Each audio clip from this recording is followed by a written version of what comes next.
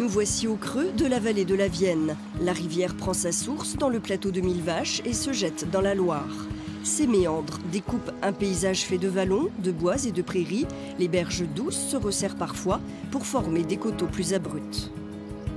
Le fait que ce soit encaissé, avec des coteaux raides, l'a protégé en fait de l'urbanisation. Tout ce qui est voirie, habitation, c'est sur le plateau. C'est aussi pour ça qu'elle a été l'objet d'une inscription comme site emblématique. D'ailleurs, il y a un projet de classement de cette vallée.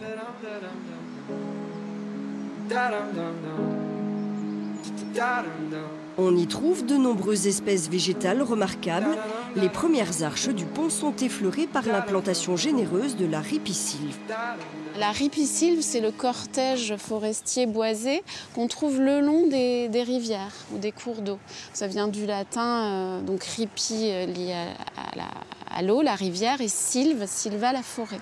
On voit surtout des saules et des aulnes. L'aulne, c'est vraiment une essence d'arbre phare pour les ripisylves. Elle se trouve vraiment au bord des rives. On peut trouver des aulnes au milieu d'une rivière, car en fait, le système racinaire est très fort et fabrique une berge.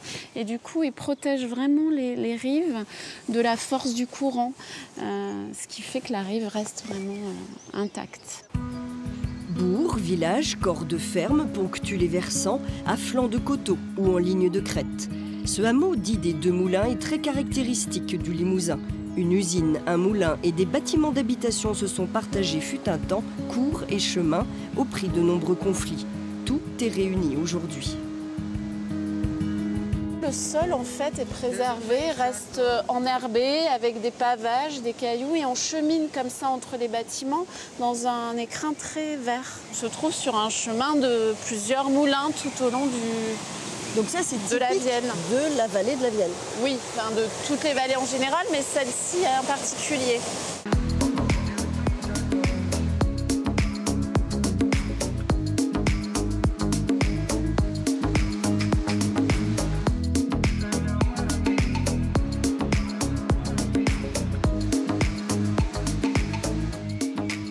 C'est vrai qu'ici, on s'aperçoit bien du relief de la vallée. C'est ça, en fait. On est dans l'axe de la Vienne qui creuse son sillon. Tous les affluents de la Vienne créent des micro-vallons. Et on a une succession de micro-vallons, plateaux, micro-vallons, plateaux, micro-vallons, plateaux jusqu'au fond. Et ça crée une profondeur de champ. Ce site protégé de la vallée de la Vienne s'étale ainsi jusqu'à Saint-Victurnien, dont la légende attribue le nom à un ermite guérisseur. Ce serait pour accueillir les pèlerins que chaumières et hameaux seraient nés dans la vallée.